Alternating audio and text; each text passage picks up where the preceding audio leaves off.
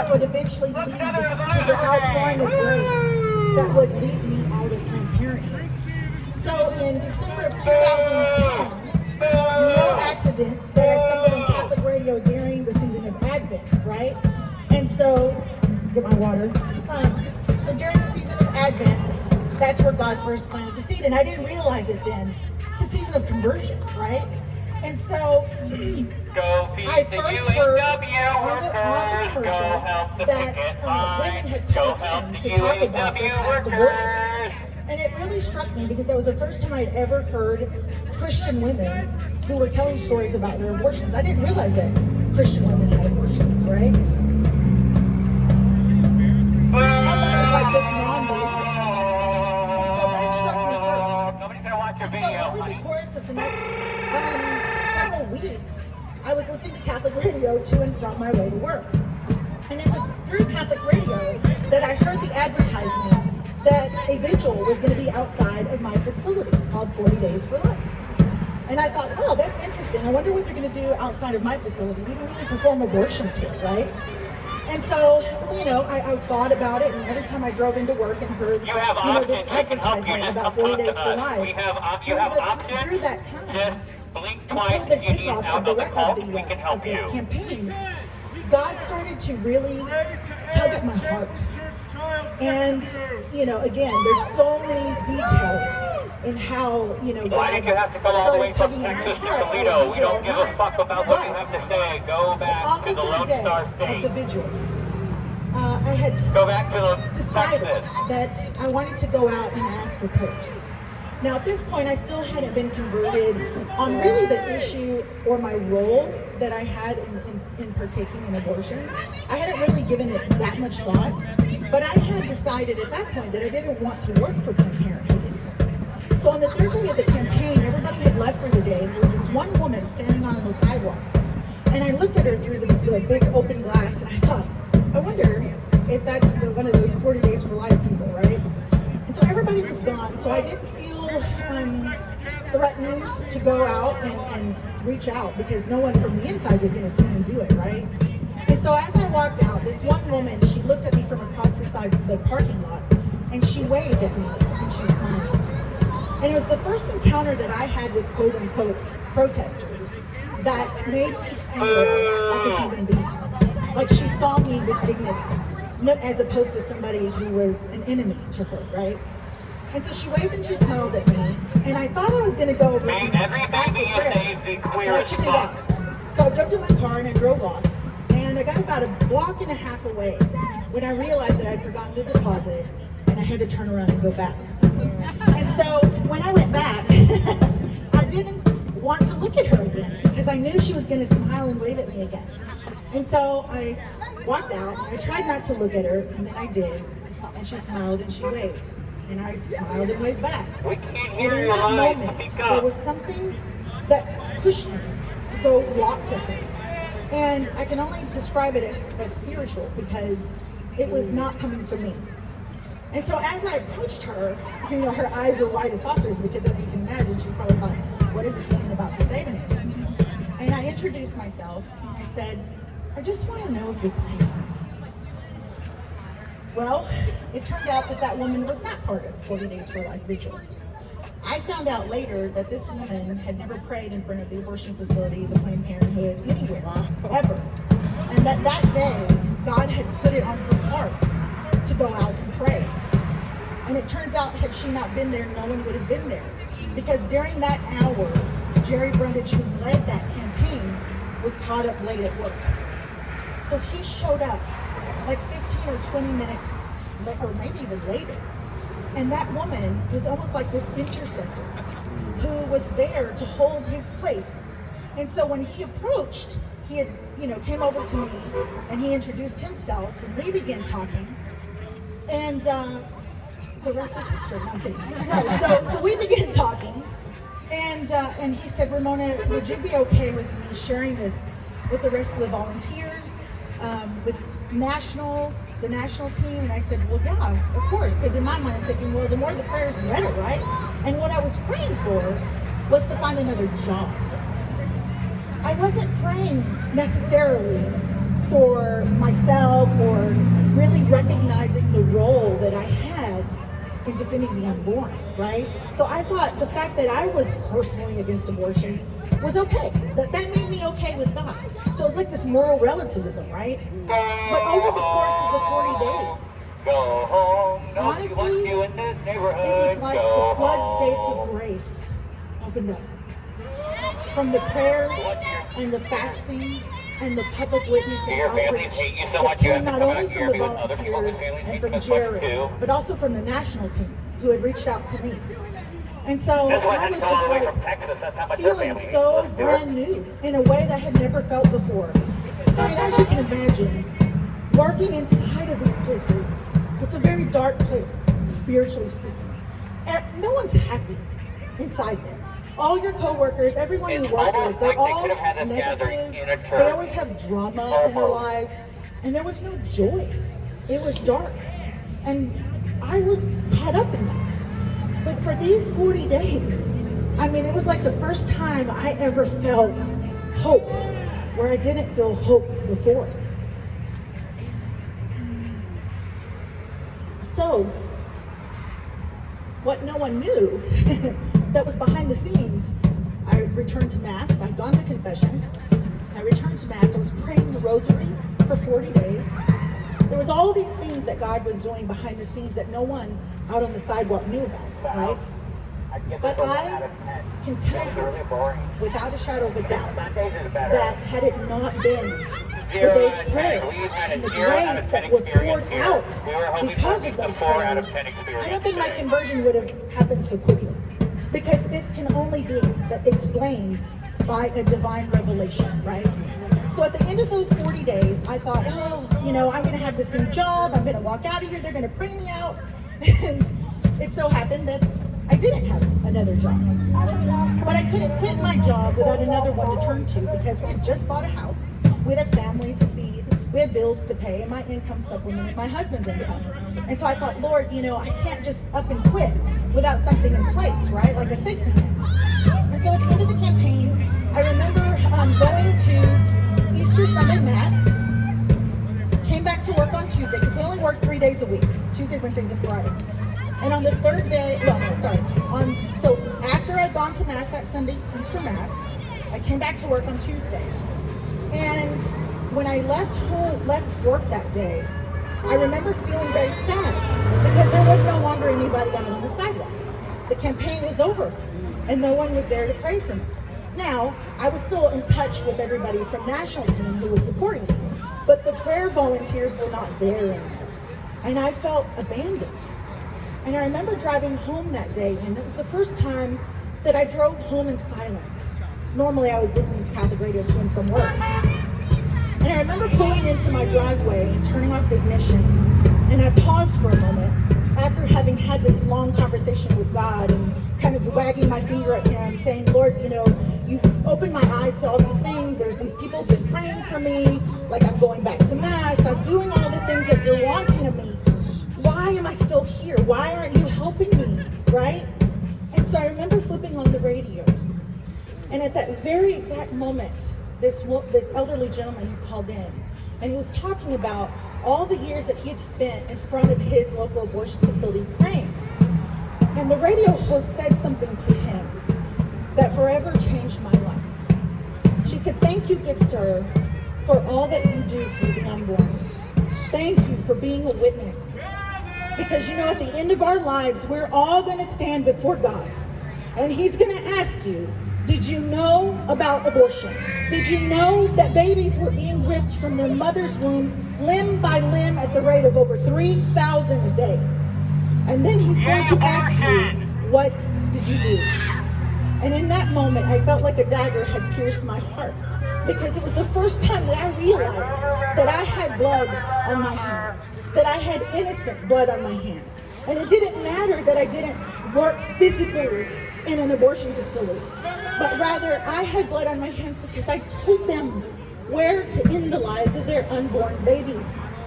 And it wasn't that I didn't know. It's not like I could say, oh, well, I didn't know. I thought it was a clump of cells or whatever. I knew. Remember, I was pregnant at 16. From the moment that my pregnancy test showed positive, I knew I wasn't pregnant with a what? I was pregnant with a who. And that who was my daughter, who is now 28 years old and has had a granddaughter of mine. She herself was in a crisis pregnancy. And I told her, come home, I will take care of you. And she did, despite the pressure to abort my granddaughter. And my granddaughter celebrates her birthday now on June the 24th, the day that Roe was overturned. That's confirmation to me. That's confirmation to me that so many years ago, 28 years ago, when I said yes to life, despite the fact that I would have been a perfect candidate for Planned Parenthood. I'm Hispanic, I was from a poor family, my father was an alcoholic, I was in an abusive relationship with the father of my daughter, and I said yes to life. And God gave me a kiss from heaven on June the 24th when he overturned Roe v. Wade in this country. And I'm going to tell you that on that day, that Tuesday, when I said, Lord, I have blood on my hands, please forgive me, I returned to Mass on Sunday, the first Sunday after Easter.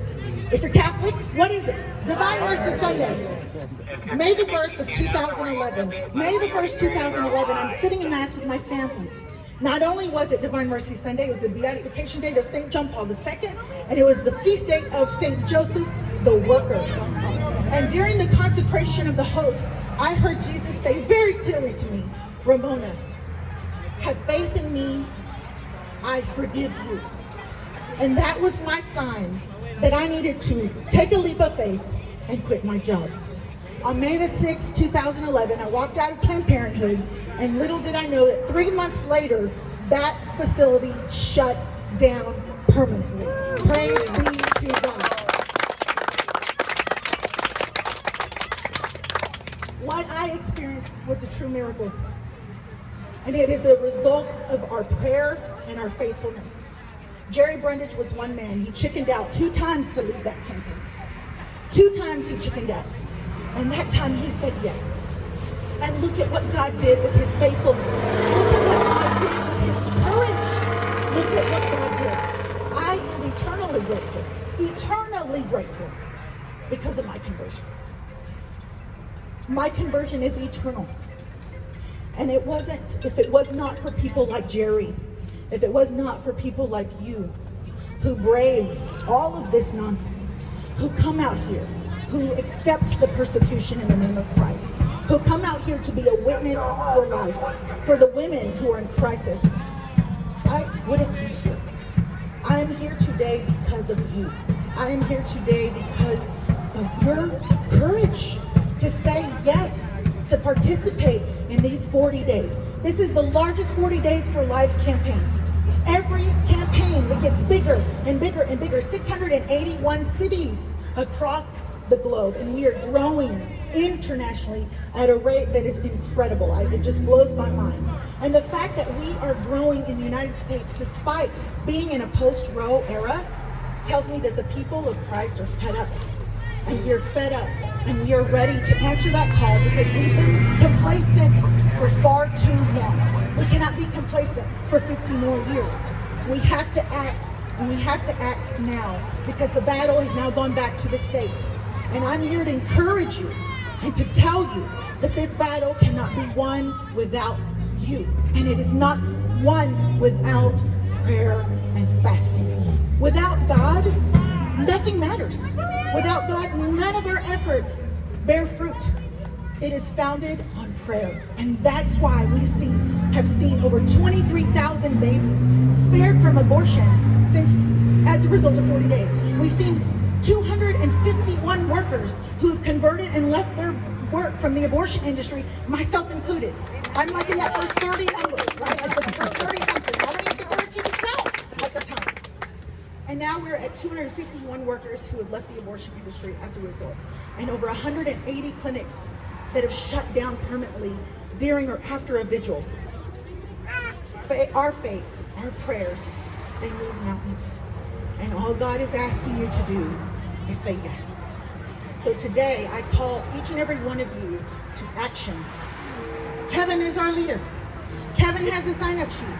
Kevin has the information. Do not leave without putting down your name and coming out here and praying for that hour. And remember, that woman That woman who the Holy Spirit called to be there, to fill in the gap, who was, if she wasn't there, no one would have been there. You need to be that person who is there in case no one else is there. Thank you for being here. Thank you for what you do.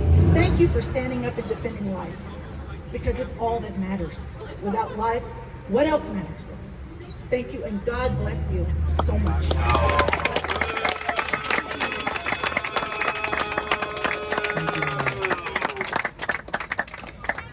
I mean, we need your help. We need each of you to sign up for a weekly hour out here at the abortion center. I promise they don't live here. They're not always here. Usually, it's you know, and let them be here if they were to. I mean, who cares, right? All the better. I mean, that's just more crowns up in heaven that God is going to bless us with, right? So that's what we need. So the campaign starts in 2 days. This Wednesday, the 27th, until November 5th. It's a Sunday. And we need all of you out there praying. So if there's someone here that you don't know, after this, talk to them, right? Let's make some friends. I see all of you. I know most of you. I see some new faces as well that I'm really happy to see here. But this is the time. I mean, the battle lines are drawn, and this is who God has brought together. The unlikely heroes, right? That's the story that we're living, because this is not just a world of material things. There's an immaterial world, a spiritual world under this that is waging war all around us. Good, evil, life, and death. So while this 40 Days for Life campaign is going on, sign up. If you don't want to do it here, if you want to get home, 40daysforlife.com/Toledo, but stay here and sign up and make that commitment. Make that commitment to come out here and pray. If you have never been out here before, talk to me or talk to one of my team. We love to come out here and pray with you, because we want 2 people out here every hour for all 40 days, and we can do it as well. Issue 1, let me back up. Ramona said this is the biggest, the largest 40 Days for Life campaign we've ever had, ever. It's the biggest ever. In Ohio, this is the most important campaign we've ever had. Not only do we need to be out there door knocking, phone banking, right? Those are the things that, you know, we're the hands and the feet of Christ. We need to be out there doing. But we need to be here first and foremost to pray and to fast. We know in the Gospels it says that certain demons can only be cast out through prayer and fasting. We don't want to be, you know, the apostles that are asking Jesus, why couldn't we cast these demons out? Well, some can only be cast out by prayer and fasting. So, I mean, giving up meat, taking cold showers instead of hot showers. We can do all these things. We're also doing something for the first time where, if you're physically able, we're doing 20 push-ups every day for life. 20 push-ups for life. We did it 50 days out from the election, because if we do 20 each day, there's 20,000 abortions that happen every year in Ohio. And if we do that for 50 days, that's 1,000. That's how many abortions take place here every year.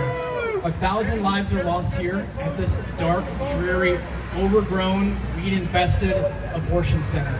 With no bright and beautiful signs like we see from Planned Parenthood, they're trying to actively hide it. And we need to be out here. The community outreach, the peaceful vigil, the prayer and fasting, that's why we're here. So I'm inviting you. This is my personal invitation. I always start and end the vigil. So whoever wants to be out here this Wednesday at 7 a.m., I will be here. Last campaign of the spring one, it was rain, there was sleet, there was snow. Wes Proshek and I were out there. I had a flat tire when I got here as well, so I had to have the AAA guy come out, and he asked the questions. Well, what's going on here? And it's a great opportunity for evangelization as well, and to get people on our side. And then luckily one of our pro-life supporters who helps with certain vehicles, I won't say who because I don't want to sick the protesters on them, but was able to help with my car. So I mean, she's good now. She's good. But either way, please come out, please pray. It's 7 a.m. to 7 p.m. every day of this 40 Days for Life campaign. We need you out here. The babies need you. The moms need you. This is the most beautiful and loving and joy-filled community I've ever been a part of. When I was on the other side, well, I wasn't protesting, but when I was pro-abortion, I mean, one of these things that opened me up to the pro-life side was just the heart that I see in each of you, and I can see it in your eyes as well. That's what's going to win the day. I mean, apologetics, we need to know our stuff, right? We need to know why abortion is evil and wrong. But that's not going to be convincing to these people or to people that may pass by. We need to show them the love and the heart that we have for the unborn and for the moms too. A few weeks ago, we asked for help and support for a mom that we were going to be supporting.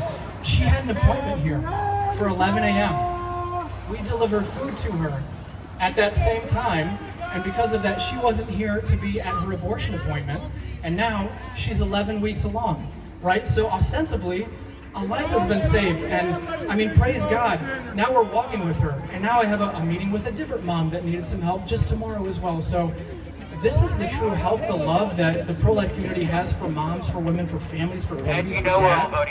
We get to be out there in the hands and feet of Christ to offer that love and support.